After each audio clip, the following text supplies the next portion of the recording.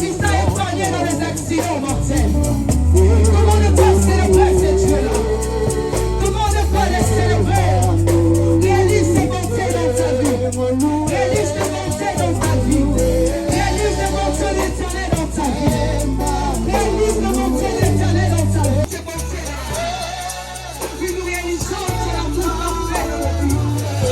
Nous réalisons, Éternel, combien tu es grand pour nous. Éternel, combien tu es merveilleux. Combien tu es redoutable. Combien tu es merveilleux. Nous avons de plus précieux, Seigneur. Oh, que ton nom soit béni. De vous remplacer en moi. Oh, magnifique ce soir. Cette éternelle à ton nom, oh Dieu.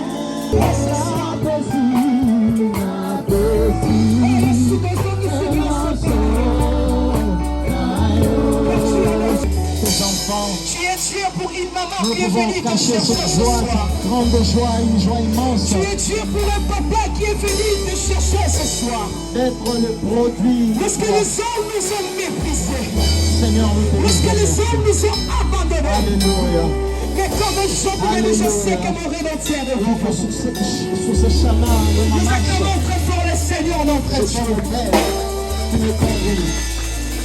Nous te disons merci, Nous sommes Seigneur. en silence. Qui est comme toi, Père? Nous appelons respectueusement notre papa Qui est pour l'ouverture du culte. Éternel, notre Dieu, notre Père, nous n'avons d'autre Dieu que toi. C'est toi qui nous as fait. Nous sommes ton peuple, le troupeau de ton pâturage. Toi qui as voulu que cette Église existe. Nous voulons ce soir célébrer ton nom, adorer ton nom, glorifier ton nom. Toi qui es assis sur ton trône élevé. Nul n'est comparable à toi. Tu es Dieu et tu le resteras à jamais. Amen. En dehors de toi, il n'y a point de Dieu. Dans le ciel, sur la terre et sous la terre. Tu vis et tu règnes par toi-même. Tu existes par toi-même. Tout ce qui existe, tout ce qui subsiste par toi. Merci Père parce que tu nous as choisis. Tu as fait de nous des êtres chers pour toi. Gloire te soit rendue cet après-midi, Seigneur, pour ce culte. Reçois l'honneur, reçois la majesté, reçois la royauté, reçois la sainteté, reçois la puissance, car tu es Dieu. Et tout ce qui existe, nous le Seigneur, c'est ce que nous sommes venus faire cet après-midi. Bénis tes enfants, bénis ce culte, dans le nom de Jésus. Amen.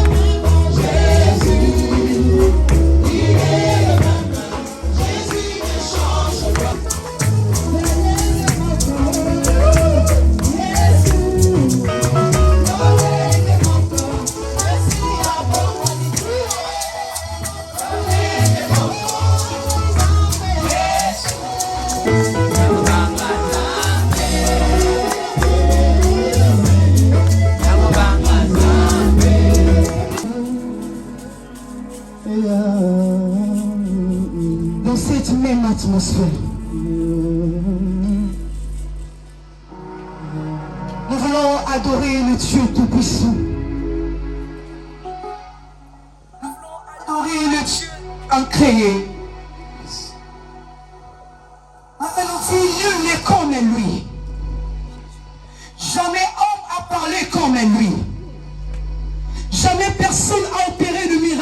Abraham est lui.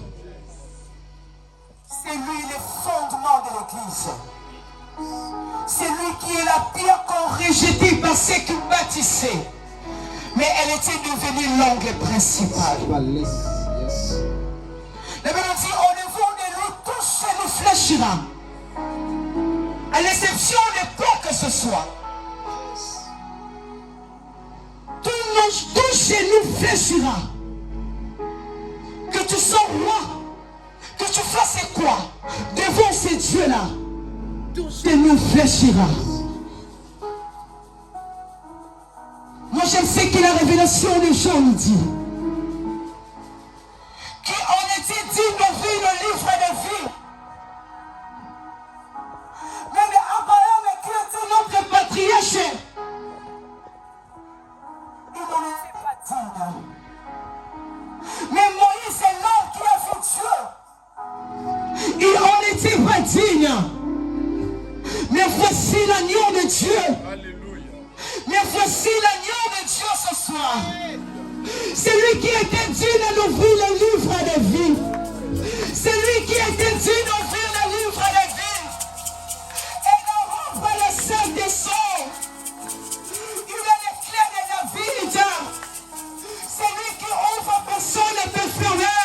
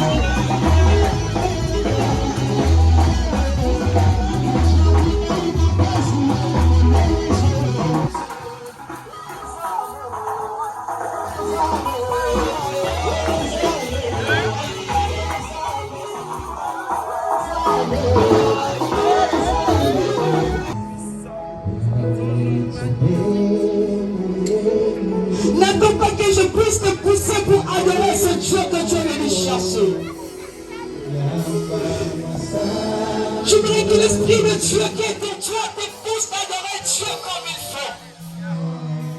La Bible dit, les frères adorateurs adoreront le Père en esprit et en vérité. Il a revêtu la puissance de sainteté. On est manifesté ce soir. Reçois sa Père. Il est Dieu ce soir. Il est Dieu ce soir. Il est Dieu. Il est Dieu. Il est Dieu. Il est Dieu. Il est Dieu. Oh, comment ne pas t'adorer? Comment ne pas t'adorer?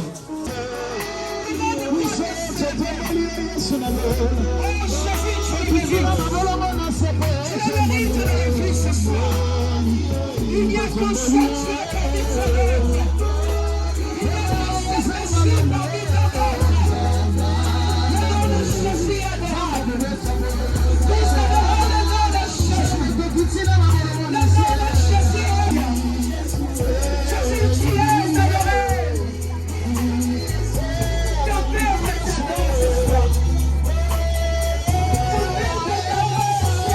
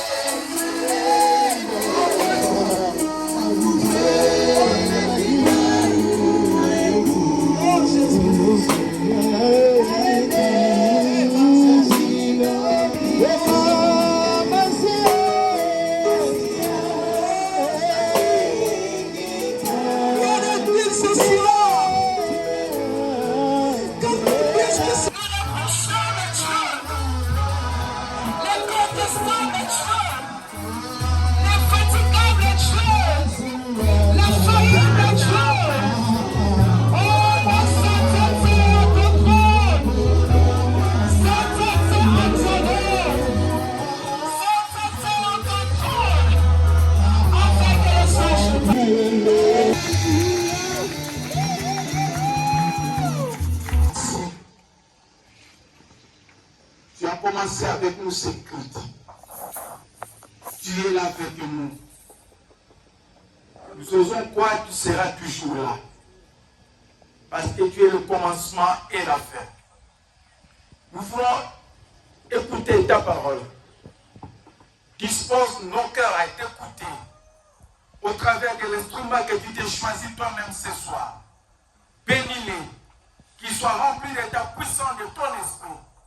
Que tout ce qui sortira de lui ne vienne pas de lui, mais de toi. Tout de toi, rien de lui. Viens glorifier ton nom du début jusqu'à la fin, au nom de Jésus. Amen. Comment ça passe choisir ton agenda? Tu peux même dire un mot, que Dieu te bénisse. Amen. Nous lisons la parole du Seigneur dans Marc, chapitre 12, verset 28 à 34. Évangile selon Marc, chapitre 12, verset 28 à 34. La même histoire, nous la trouvons dans Matthieu, chapitre 22, que nous allons lire aussi. Matthieu 22, chapitre 34 à 40. Nous lirons ensuite, pour comprendre ce que nous allons dire, Galates, chapitre 5, verset 6, et nous sautons verset 13 à 15. Enfin, nous allons lire Romains chapitre 13, verset 8 à 10. Nous ne lirons pas, mais nous allons évoquer Deutéronome chapitre 6, verset 4 à 6. Deutéronome 6, 4 à 6. Lévitique 19, verset 18, partie B. Enfin, 1 Corinthiens chapitre 13, que nous connaissons. Nous allons évoquer. Amen. Je nous invite à ouvrir nos Bibles, nos téléphones, nos tablettes, dans Marc chapitre 12, verset 28 à 34. Nous lisons au nom de Jésus. Par respect à la parole du Seigneur, nous nous mettons debout. Verset 12, verset 28 à 34. Nous lisons. Un des scribes qui les avait entendus discuter, sachant que Jésus avait bien répondu aux Sadducéens, s'approcha et lui demanda: quel est le premier de tous les commandements? Quel est le premier de tous les commandements? Jésus répondit: voici le premier. Écoute Israël, le Seigneur notre Dieu est l'unique Seigneur. Et tu aimeras le Seigneur ton Dieu de tout ton cœur, de toute ton âme, de toute ta pensée et de toute ta force. Voici le second. Tu aimeras ton prochain comme toi-même. Il n'y a pas d'autre commandement plus grand que cela. Le scribe lui dit: bien, maître, tu as dit avec vérité que Dieu est unique et qu'il n'y en a point d'autre que lui, et que l'aimer de tout son cœur, de toute sa pensée, de toute son âme et de toute sa force, et aimer son prochain comme soi-même, c'est plus que tous les holocaustes et tous les sacrifices. Jésus, voyant qu'il avait répondu avec intelligence, lui dit: tu n'es pas loin du royaume de Dieu. Et personne n'osa plus lui poser des questions. Amen. Matthieu chapitre 22, la même histoire. Verset 34 à 40. Les pharisiens, ayant appris qu'il avait réduit au silence les Sadducéens, se rassemblèrent. Et l'un d'eux, docteur de la loi, lui fit cette question pour l'éprouver. Maître, quel est le plus grand commandement de la loi? Jésus lui répondit: tu aimeras le Seigneur ton Dieu de tout ton cœur, de toute ton âme, de toute ta pensée. C'est le premier et le plus grand commandement. Et voici le second qui lui est semblable: tu aimeras ton prochain comme toi-même.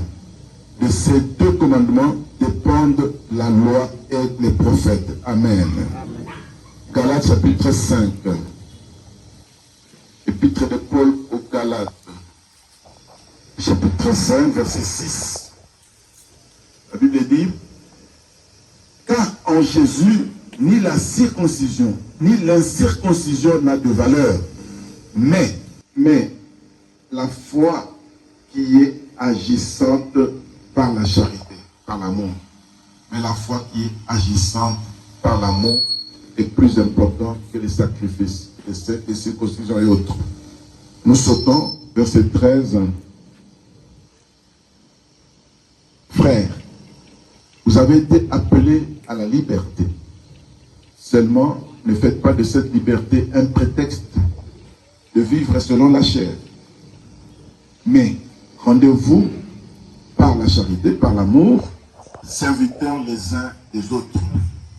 Car toute la loi est accomplie dans une seule parole, dans celle-ci. Tu aimeras ton prochain comme toi-même. Mais, si vous vous mordez et vous dévorez les uns les autres, prenez garde que vous ne soyez détruits les uns par les autres. Amen. Enfin, Romains chapitre 13. Versets 8 à 10. Ne devez rien à personne.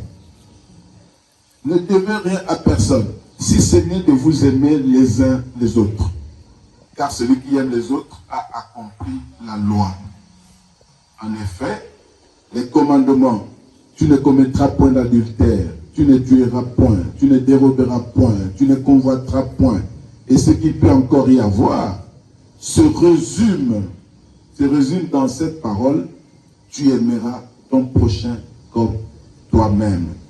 L'amour ne fait point de mal au prochain. L'amour étant l'accomplissement de la loi. Amen. Nous nous mettons. Dieu soit loué. Shalom, shalom. Aujourd'hui, nous voulons partager ce thème très important. Vous avez compris, c'est sur l'amour. Mais je vous donne le thème, le plus grand commandement. C'est le thème.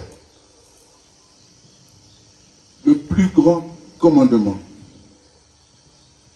Dans Marc 12 ou Matthieu 22, nous allons lire un dialogue entre Jésus et un pharisien, docteur de la loi. C'est Matthieu qui nous fait comprendre cela. Marc ne parle que d'un scribe. Matthieu nous fait comprendre que c'est un docteur de la loi, un pharisien. Et la question qu'il vient poser, la Bible dit, c'est pour éprouver le Seigneur. Tout ça parce qu'il a vu que Jésus a parlé très bien aux Sadducéens. La Bible dit, il a réduit au silence des Sadducéens. Mais lui, docteur de la loi, je vous informe que les Sadducéens ne croyaient pas à la résurrection des morts. Vous allez lire avant ça, vous allez comprendre pourquoi. Jésus leur a répondu pour dire que le Dieu que nous croyons, le Dieu d'Abraham, d'Isaac et de Jacob, ce n'est pas un Dieu des morts, c'est un Dieu des vivants. Amen. Après avoir réduit au silence les Sadducéens, le docteur de la loi, pharisien, parce que les deux ne s'entendaient pas, les Sadducéens et les pharisiens, c'était pratiquement, comment je peux dire, des sectes qui ne s'entendaient pas. Les docteurs de la loi, eux, c'était la loi. L'observance de la loi à la lettre, les 10 commandements. Il vient poser la question à Jésus pour l'éprouver, afin de le discréditer devant les gens. Quel est le plus grand commandement de la loi? Il y en a 10. Mais celui-là, il veut éprouver Jésus. Il dit, quel est le plus grand commandement de la loi? Quel est le premier commandement? Il y en a 10, mais ça, il a un classement, papa. Quel est le premier? En d'autres termes, que dois-je faire en premier pour satisfaire Dieu? Je peux même laisser les autres là. Je peux ne pas respecter les autres. Qu'est-ce que je dois faire en premier pour satisfaire Dieu? Pour rencontrer sa volonté. Qu'est-ce que je dois faire? Qu'est-ce Qu'est-ce que je dois faire en priorité? Bien aimé, ce dialogue-là, pour nous qui avons reçu l'évangile, tourne autour de ce qui est important pour l'homme sur la terre. Amour. N'oublions jamais qu'il s'agit ici de l'amour. Le Seigneur lui répond: tu aimeras le Seigneur ton Dieu de tout ton cœur, de toute ton âme, de toute ta pensée et de toute ta force. 4 choses.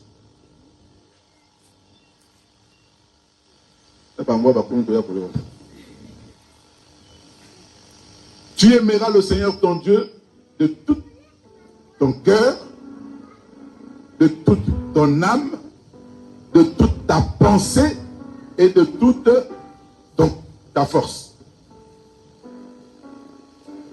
Il était tout content là, parce que Jésus était en train de reprendre Deutéronome 6. La loi. Jésus dit, c'est le plus grand commandement. Le premier commandement, c'est celui-là. Deutéronome, chapitre 6, verset 5. Mais voici le second, qui lui est semblable. Ça, celui-là n'avait pas fait cette association. Parce que les pharisiens ne s'aimaient qu'eux-mêmes. Ils discréditaient les autres. Les pharisiens dédaignaient les gens. Ils n'aimaient qu'eux-mêmes, pharisiens. Jésus leur disait hypocrite. Il n'a pas fait l'association avec ce que Jésus a dit. Voici le second qui lui est semblable. Tu aimeras ton prochain comme toi-même. Le plus grand commandement. Tu aimeras ton prochain comme toi-même. Jésus répond ici, Lévitique chapitre 19, verset 18, partie B. Ils connaissaient leur cœur. Voilà pourquoi il leur parle ainsi. Il dit de ces 2 commandements dépendent de toute la loi et les prophètes, c'est-à-dire toute la Bible. À l'époque, il n'y avait pas le Nouveau Testament. Toute la loi et les prophètes de ces 2-là, qui sont semblables. Bien aimé, le plus grand commandement, c'est l'amour. Dis à ton voisin, l'amour. Le plus grand commandement, c'est l'amour. Le commandement que Dieu a donné aux humains, c'est l'amour. L'amour, ce n'est pas une qualité. Les qualités dans le monde, on peut dire, il est fort, il est grand, il est beau, il est ceci, il est cela, il est intelligent. Ce sont des qualités. L'amour n'est pas une qualité. C'est un commandement. Quel est le plus grand commandement? L'amour. L'amour doit nous enraciner. L'amour est à mettre en pratique. Donc, il doit être en nous. L'amour doit entrer en profondeur de notre être. Là-dedans. L'amour doit nous englober totalement. C'est important de parler de l'amour pendant que nous voulons commencer une grande œuvre. Nous avons déjà commencé. Nous voulons décoller avec cette œuvre. L'Église. N'oubliez pas, le plus grand commandement, c'est l'amour. Cela veut dire, hein, comme Jésus le dit, nous devons respirer l'amour. Nous devons nous habiller l'amour. Nous devons parler amour. Nous devons écouter amour. Nous devons sentir l'amour. Nous devons entendre l'amour. L'amour doit être quelque chose de nous. Si je te regarde, est-ce que je vois l'amour? Si tu me regardes, est-ce que tu vois l'amour? C'est ça ce que Jésus veut dire. L'amour doit être en nous, enraciné en nous. Nous devons être confondus avec l'amour. Pourquoi? Parce que Dieu est amour. Dieu est amour. Celui qui demeure dans l'amour demeure avec Dieu et Dieu demeure avec lui. Dans le verset, dans la partie que nous avons lue de Marc, chapitre 12, verset 29, Jésus a repris Deutéronome 6,4. Il a dit, écoute Israël. L'Éternel ton Dieu est l'unique Seigneur. Notre Dieu est unique. Notre Dieu est l'unique Dieu. Il n'y en a point d'autre. Le Dieu en qui nous croyons, le Dieu de l'Alliance, est l'unique Dieu. Il doit faire l'objet de notre amour au plus haut degré. Ce Dieu unique doit faire l'objet de notre amour au plus haut degré, de toute notre pensée, de tout notre corps, de toute notre âme, de tout notre cœur. Tout l'être entier. Dieu ne peut pas être partagé.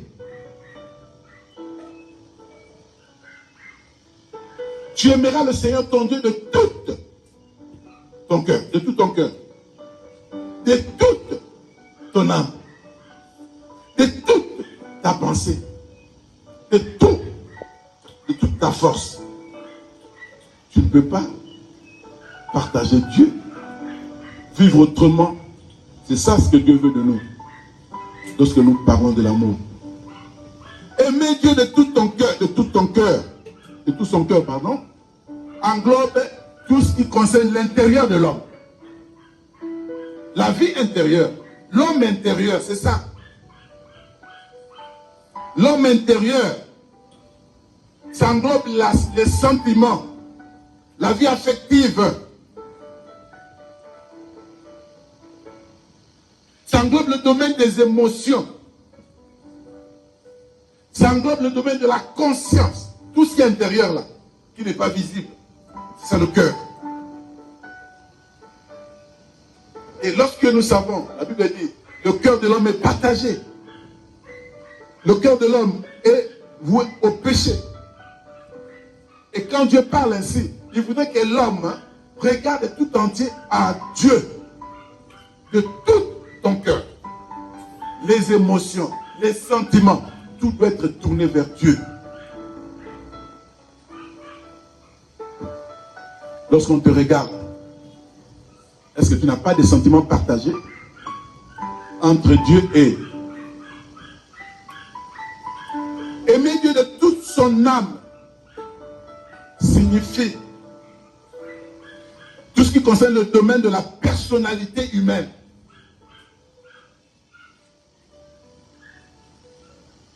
Ce qui concerne la dimension volontaire. Ne vous en faites attention des choses que j'ai cherchées, j'ai trouvées. La personnalité humaine, la dimension volontaire, le domaine des intentions, le domaine des engagements, c'est ça, la marche avec Dieu sur cette terre. Et faites des choix de toute ton âme. Si tu n'as pas toute ton âme envers Dieu, tu feras des choix qui ne concernent pas le royaume des cieux. Tu aimeras le Seigneur ton Dieu de toute ton âme. Tout ce qui concerne ta personnalité. Ça doit pas être une personnalité partagée. Parce que si tu fais des choses qui ne concernent pas Dieu, ton âme ne sera pas sauvée. Aimer Dieu de toute sa pensée, c'est le domaine intellectuel. La vie intellectuelle. Le domaine rationnel du raisonnement. Lorsqu'on regarde la vie autour de nous, si Dieu nous dit nous devons l'aimer de toute notre pensée, mais les pensées que nous avons souvent sont des pensées qui sont tournées vers Dieu. C'est la question qu'on se pose. Tes domaines d'activité commencent à partir de quelles pensées? C'est ça ce que le Seigneur veut dire.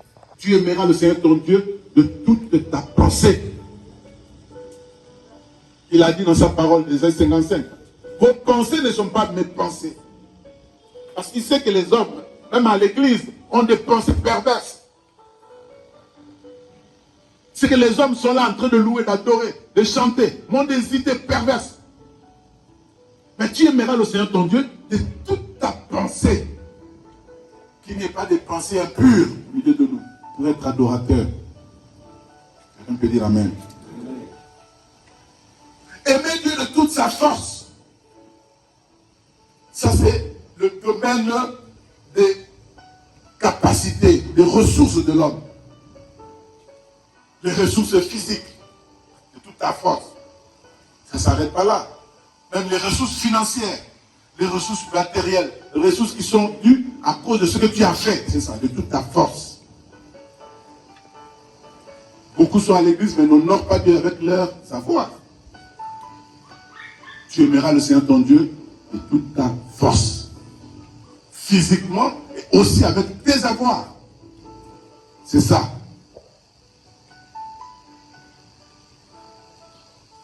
Il a dit à Gédéon dans Juge chapitre 6, va avec la force de Dieu. C'est important ça. La force de l'homme, c'est pas seulement les makofi. Amen. Attends, comment vous avez la force à vous s'arrêter. Tu aimeras le Seigneur de toute ta force. L'amour est le plus grand commandement. Dieu est digne d'être adoré, d'être loué, d'être glorifié. Mais 1 Jean chapitre 5, verset 3, notez tout ça là parce qu'il y a beaucoup de passages que je vais vous donner. 1 Jean chapitre 5, verset 3. Aimer Dieu signifie quoi? Parce que là, il est écrit, car l'amour de Dieu consiste à garder ses commandements. Ah. Tu te posais la question, je vais aimer Dieu comment? La réponse est là. 1 Jean chapitre 5, verset 3. L'amour consiste à garder les commandements de Dieu, à obéir à la parole de Dieu. C'est ça l'amour envers Dieu. Le servir et haïr le mal, c'est ça. Ça se résume en ça. Aimer Dieu. Celui qui aime Dieu respecte sa parole, obéit à sa parole. Celui qui aime Dieu le sert, il sert Dieu. Celui qui aime Dieu fuit le mal, ne fait pas le mal. C'est ça, aimer Dieu. L'amour est le plus grand commandement de Dieu. Voici le second qui vient semblable. C'est intéressant ça. Jésus vient d'ajouter un second qui était là, mais que les gens ne regardaient pas. Qui était en Lévitique. Mais les gens dans la loi ne regardaient pas ça. Et bien le prochain, il dit non, voici le second qui lui est semblable. Tu aimeras ton prochain comme toi-même. Bien-aimé dans le Seigneur. Celui qui est aimé de Dieu. Parce que la Bible dit, Dieu a aimé le monde, il a tant aimé le monde qu'il a donné. Toi et moi, nous sommes aimés de Dieu. Celui qui est aimé de Dieu ne peut qu'aimer son prochain. C'est la conséquence même. Celui qui reçoit doit donner. C'est clair. Tu aimeras ton prochain comme toi-même, ça implique deux choses qui sont dans la loi. La première chose, il y a des choses à ne pas faire. Et la deuxième chose, il y a des choses à faire. Tu aimeras ton prochain comme toi-même. Première chose, des choses à ne pas faire. S'abstenir des choses qui feraient mal au prochain. Aimer Dieu. Oui, nous l'aimons. Mais aimer son prochain, c'est s'abstenir de faire des choses qui font mal au prochain. La loi en parle. Comme par exemple voler. Quand tu voles, tu fais mal au prochain. Tu n'aimes pas ton prochain. Quand tu trompes ton prochain, tu ne l'aimes pas. Quand tu hais ton prochain, tu ne l'aimes pas. Quand tu ensorcelles ton prochain, tu ne l'aimes pas. Quand tu l'empoisonnes, tu ne l'aimes pas. Quand tu lui ravis quelque chose, tu ne l'aimes pas. Quand tu convoites, tu ne l'aimes pas. Quand tu l'opprimes, tu ne l'aimes pas. Voilà les choses à ne pas faire, dit le Seigneur. Tu aimeras le Seigneur comme tu aimeras ton prochain comme toi-même. La deuxième partie de la loi, à partir du 5e jusqu'au 10e, ça parle de ces choses. Tu aimeras ton prochain comme toi-même. Dis à ton voisin, aime-moi.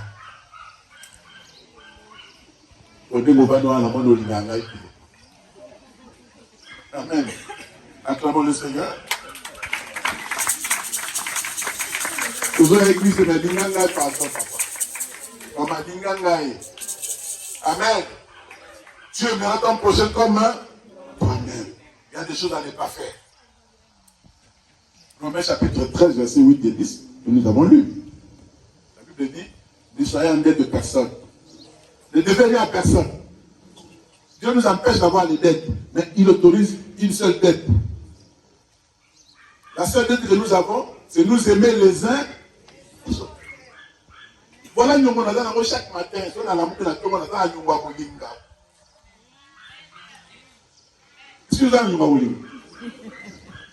Amen. Ne devez rien à personne. Mais sinon, la seule dette, aimez-vous les uns les autres. Car celui qui aime a accompli la loi. À la fin là, de ce passage de Romains 13, verset 10, la Bible dit, l'amour ne fait point du mal à personne. L'amour ne fait pas de mal au prochain. Aime ton prochain. Aime ton prochain. Le deuxième aspect, les choses à faire. Oui, tu ne vas pas le critiquer, tu ne vas pas faire du mal, ainsi de suite. Mais la deuxième partie, d'aimer ton prochain comme toi-même, signifie l'aider, subvenir à ses besoins élémentaires, si c'est possible. Faire droit à l'orphelin et à l'aveugle, donner de la nourriture et des vêtements aux pauvres et à l'étranger, ainsi de suite. Ce sont des choses que Dieu recommande vis-à-vis du prochain. Amen, amen. Il a besoin d'un mot. Et ça va aller. Ou ça va 5 ans, on l'a taraté. Aimer son prochain, c'est penser à donner ça. C'est ce que nous devons faire. Aimer son prochain. Dieu nous recommande de ne pas nous critiquer, de ne pas nous faire du mal, ainsi de suite. Mais nous devons simplement faire du bien entre nous. Comme toi-même. Faire le bien au prochain comme on le ferait à soi-même. C'est ce que Dieu dit. Tu aimeras ton prochain comme toi-même. Il y a des choses que tu veux. Matthieu chapitre 7, verset 12. Jésus en parle, Matthieu chapitre 7, verset 12. Aimer son prochain consiste à lui faire ce que tu voudrais qu'il te fasse. Au Linga, ça va quelque chose, et on peut s'en avec quelque chose. Ne fais pas autre chose. Qu'est-ce que tu veux qu'on fasse de toi? Toi aussi fais de même. C'est ce que Jésus nous recommande. L'amour est le plus grand commandement du l'amour du prochain. C'est la preuve de l'amour de Dieu en nous. Amen, amen. Et Jésus conclut son dialogue en disant, il n'y a pas d'autre commandement plus grand que ceux-là. De toutes les lois qui existent, de tous les commandements, ces deux-là sont au-dessus de la loi et des prophètes. La plupart d'entre nous, j'ai déjà entendu ça. Je peux même faire cet exercice maintenant là. Qui aime Dieu ici? Celui qui aime Dieu, tombe dans le bon.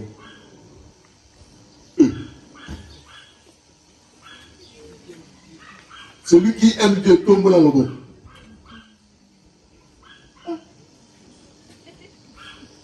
Acclamons-nous. Tout le monde qui aime Dieu.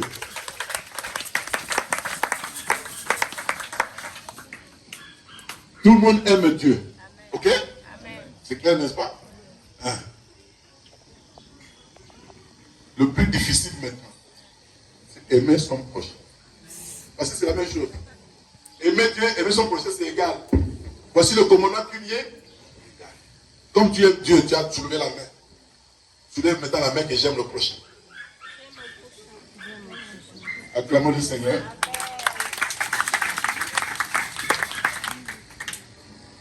1 Jean chapitre 4, verset 20 à 21. La Bible dit, 1 Jean chapitre 4, verset 20 à 21. Si quelqu'un dit, j'aime Dieu, et qu'il haït son frère, c'est un menteur. Oh. Si quelqu'un dit, j'aime Dieu, et qu'il haït son frère, c'est un menteur. Tu viens de dire que tu aimes Dieu, mais autant à la ragayo. Tu aimes Dieu, au fin à la ragayo. Tu Tu aimes Dieu, tu aimes Dieu, celui qui dit aimer Dieu et qui ne fait pas les choses comme Dieu le veut, c'est un menteur. La suite. Car celui qui n'aime pas son frère qu'il voit, comment peut-il aimer Dieu qui ne voit pas? Si tu n'aimes pas la personne que tu vois, tu vas aimer Dieu comment? Amen, amen. Celui que tu ne vois pas, tu vas l'aimer comment si tu n'aimes pas celui que tu vois? Nous avons ce commandement de la Bible, que celui qui aime Dieu aime aussi son frère. Dis à ton voisin, je t'aime. Dis à ton voisin, aime-moi. L'amour est le plus grand commandement. Trône d'adoration. Nous voulons être des adorateurs, des exemples dans ce pays. Aimons-nous les uns les autres. Amen, amen. Oh, c'est merveilleux ça. Aimons-nous les uns les autres. C'est Jean chapitre 13, verset 34. Jésus dit, comme je vous ai aimé, comme je vous ai aimé, vous aussi, aimez-vous les uns les autres. Yo Jésus a dit, au bloc à Bolivanzab. Comme je vous ai aimé, vous aussi, aimez-vous les uns les autres. Vous bloquez Dieu en Zambie. Vous bouchez. Amen, amen. Cela veut dire que notre progrès spirituel dépend de notre degré d'amour envers le prochain. Tu veux aller spirituellement plus haut. Tu veux monter le degré spirituel et de l'amour envers ton prochain. Vous allez comprendre ça. Paul a enseigné cela. Paul nous a dit que le premier principe de l'évangile, c'est avoir la foi. Nous sommes sauvés par la foi. C'est ce qui est écrit dans Actes des Apôtres, chapitre 16. On a dit aux Géoliens, crois seulement, c'est la foi. Crois seulement et tu seras sauvé, toi et ta famille. Donc la foi nous sauve. Éphésiens 2, verset 8.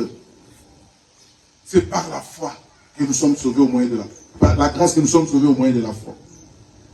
Donc nous sommes sauvés par la foi. C'est Paul qui le dit. Et Paul écrit dans Galates chapitre 5, verset 6 que nous venons de lire. Que la foi est agissante par l'amour. Ah. La foi est agissante par l'amour.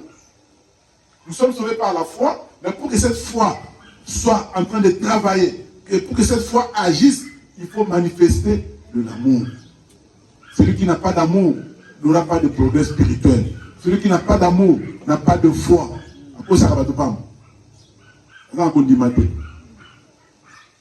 La foi est liée à l'amour. Dis encore à ton voisin, aime-moi.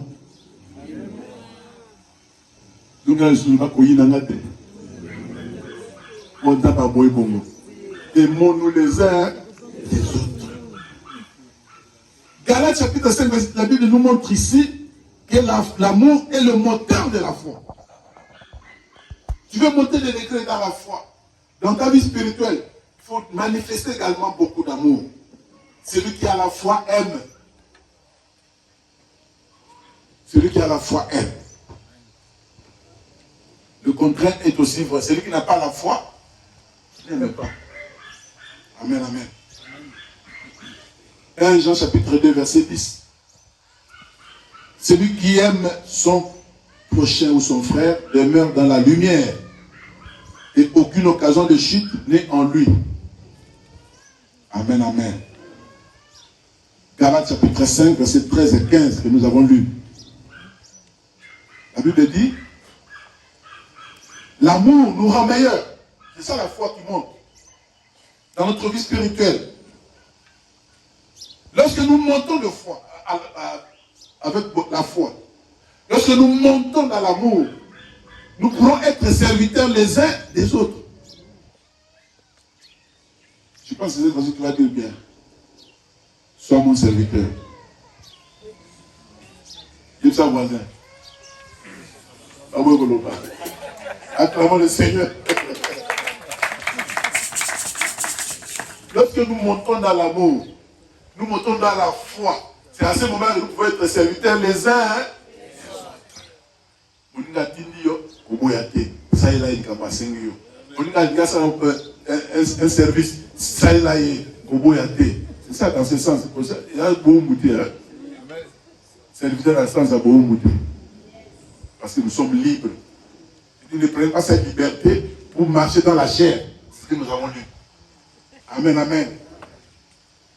Si nous obéissons au commandement d'aimer, il n'y aura pas de dispute au milieu de nous. Il n'y aura pas de querelle au milieu de nous. Moi, je suis étonné de voir dans l'église de Dieu, les gens qui prient, qui servent Dieu, qui sont en train de louer, d'adorer Dieu, qui se haïssent, qui ne se parlent pas. C'est grave ça. Lorsque nous obéissons à ces commandements d'amour, il n'y aura pas de haine au milieu de nous. Il n'y aura pas de jalousie au milieu de nous. Il n'y aura pas de querelles, de disputes. Nous ne parlerons pas mal les uns des autres. Amen. Lorsque nous avons de l'amour, nous ne parlerons pas mal les uns des autres. Dans cette église, trop d'adoration. Acclamez le Seigneur.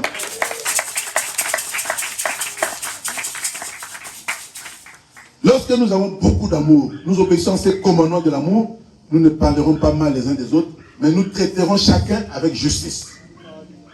Nous traiterons chacun avec gentillesse. Sois gentil. Que nous respirons l'amour, que nous voyons l'amour, que nous parlons l'amour. Sois gentil lorsque tu parles. Sois respectueux de la personne qui est en face de toi. C'est ça l'amour. L'amour est le plus grand commandement. Dans ce passage que nous avons lu, là, quand je lisais, je riais un peu, là, personnellement. La Bible est claire, il dit, si vous vous mordez vous-même, donnez devant la radio du soir. Nous avons lu, n'est-ce pas? Si vous vous mordez vous-même, si vous vous dévorez vous-même, dans la ville Macron, si vous vous mordez vous-même, la conséquence c'est quoi? Vous allez vous détruire les uns les autres. Jean chapitre 13, verset 35. Dieu dit, à ceci tous connaîtront que vous êtes mes disciples si vous avez de l'amour les uns pour les autres. Bien-aimés dans le Seigneur, je vous aime. Amen. Je le répète, je vous aime. Amen. Amen, amen. Faisons attention. C'est le plus grand commandement de Dieu. Je le répète, le plus grand commandement, c'est l'amour. Comme nous venons de lire. Amen, amen. 1 Corinthiens 13 que nous connaissons. Je dis, je vais évoquer, mais je ne vais pas lire. La Bible dit ceci. Même si je parle en langue,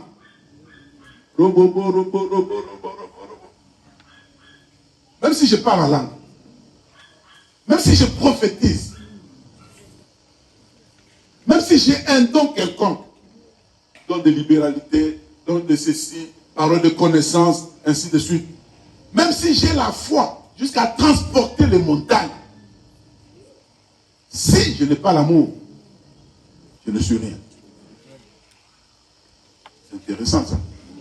L'amour est au-dessus de tout ça. Tu peux prophétiser. Tu peux chanter. Tu peux faire tout pour Dieu. Tu as un don pour Dieu. Si tu n'as pas l'amour, tu n'es rien. C'est important. Amen, amen. Je ne suis qu'un cymbale qui résonne. Mais quelle est la Wednesday? J'ai fait trop de bruit pour rien. Tout ce que tu fais, Dieu regarde nos cœurs. Si nous n'avons pas l'amour entre nous, nous sommes des cymbales qui résonnent. J'ai un don de donner des biens. J'ai un don de libéralité. Je ne peux pas distribuer tous mes biens à tout le monde. Si je n'ai pas l'amour, tout cela ne sert à rien. C'est 1 Corinthiens 13. Je ne suis pas inventé. Je ne suis pas en train d'inventer. Et l'amour a des qualités extraordinaires. Premièrement, l'amour est patient. Est-ce que toi tu es patient? La patience est un fruit d'esprit, de l'esprit. Il faut être patient dans la vie. Il ne faut pas aller faire des choses par la chair en disant et on peut trop aller dans la salle. Il faut être patient. L'amour est patient. L'amour est plein de bonté. Il y a un voisin pour l'amour. Pour l'amour, pour l'amour. L'amour est plein de bonté. Fait du bien aux gens. L'amour n'envie pas. L'amour ne se vante pas. L'amour n'est pas orgueilleux. Il n'est pas plein d'orgueil. La Bible n'est pas enflée d'orgueil. Enflée, c'est-à-dire que vimba. Donc, vous êtes en cas de vimba. Enflée d'orgueil.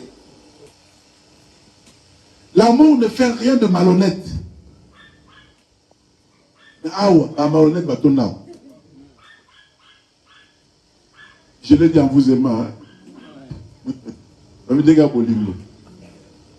L'amour ne fait rien de malhonnête. Ne sois pas malhonnête. C'est ce que je veux dire. L'amour ne cherche pas son intérêt. Il y a des gens qui aiment gagner. Il faut qu'il y ait à gagner. C'est ça. L'amour ne fait pas ça. Celui qui aime ne fait pas ça. Comme je l'ai dit, celui qui aime ne vole pas, ne triche pas. Celui qui aime n'insulte pas, ne critique pas. L'amour ne fait rien de malhonnête. Il ne cherche pas son intérêt. L'amour ne se fâche pas. Il ne soupçonne pas le mal. L'amour ne se réjouit pas de l'injustice. Il y a des gens dans l'église de Dieu qui cautionnent l'injustice. On s'est dit bien. Apoyoka. L'amour ne fait pas ces choses. Amen, amen. Amen. L'amour excuse tout. Il faut excuser. Quelqu'un te fait quelque chose. Excuse-le. L'amour croit tout. La foi. L'amour espère tout. L'amour supporte tout. C'est ça l'amour. Tu aimeras Dieu avec tout ce que tu as comme force, pensée, âme, cœur, tout. Et tu aimeras ton prochain comme toi-même. À la fin, les péris, jamais. Les prophéties passeront. Les cantiques que nous chantons ici sur terre passeront. Mais l'amour restera. Cela veut dire, si nous pratiquons l'amour ici, c'est un avant-goût de ce que nous allons faire au ciel. Aimons-nous, ce que nous faisons. Si nous faisons toutes ces choses sans amour, nous sommes en dehors de la pensée de Dieu. Jésus dit à cet homme, tu es proche du royaume. Après, il ne lui a pas dit, tu es entré dans le royaume. Non, parce qu'il devait d'abord mettre en pratique pour entrer. Ce que tu as entendu ce soir, mets-le en pratique pour entrer dans la gloire de Dieu. Toi qui as entendu cette parole, tu n'es pas loin du royaume. Il te reste la mise en pratique. Lorsque tu vas mettre en pratique, tu feras cela et tu vivras. Toi aussi qui as compris ces choses. L'importance de l'amour, tu as compris ce soir. Tu n'es pas loin de vivre la gloire de Dieu. Tu veux être marié, pratique l'amour. Tu veux travailler, pratique l'amour. Tu veux voyager, pratique l'amour. Montre l'amour envers Dieu, montre l'amour envers ton prochain. Car Dieu a dit dans le psaume 145, verset 20, lorsque tu pratiques l'amour, Dieu te gardera. Il garde ce qu'il aime. Lorsque tu aimes Dieu, tu aimes ton prochain. Car l'amour, c'est le plus grand commandement. Lorsque tu aimes ton prochain, tu aimes Dieu, il te protégera. Ça, c'est le psaume 91, verset 14. Puisqu'il m'aime, je le délivrerai. Je le protégerai, puisqu'il connaît mon nom. Celui qui aime Dieu, aime son prochain et vivra les grandes choses. Laisse que Dieu te bénisse. Laisse que Dieu bénisse cette parole. Au nom de Jésus. Amen. Ce soir, nous allons parler de l'amour comme le plus grand commandement. Il y a ton voisin, le plus grand commandement sur cette terre, c'est manifester de l'amour. Amour envers Dieu, totalement. Il ne faut pas diviser Dieu, partager Dieu avec beaucoup de choses à la fois. Et aimer son prochain comme soi-même. de ces deux principes, nous vivons la gloire de Dieu. Nous allons prier Dieu pour qu'il nous augmente, pas à la fois cette fois-ci, mais au limon.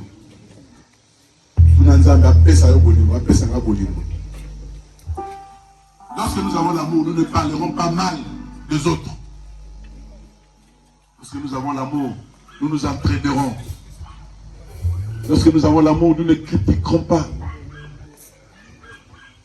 Lorsque nous avons l'amour, nous montrerons le chemin aux autres qui ne connaissent pas le chemin. Nous nous mettons debout pour prier.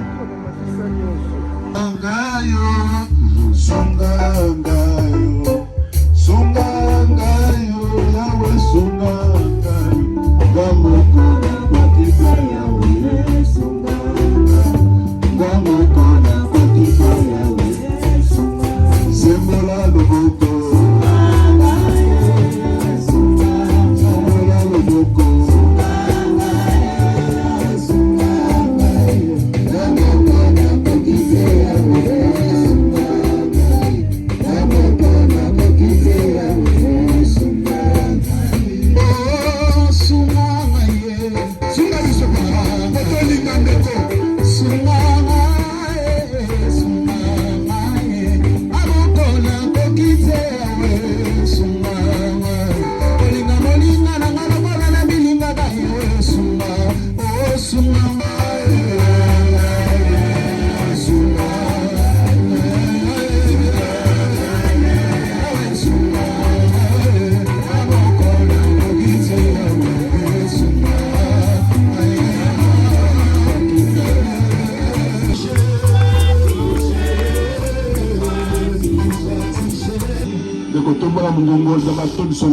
C'est ça la prière de ce soir. Prions le Seigneur.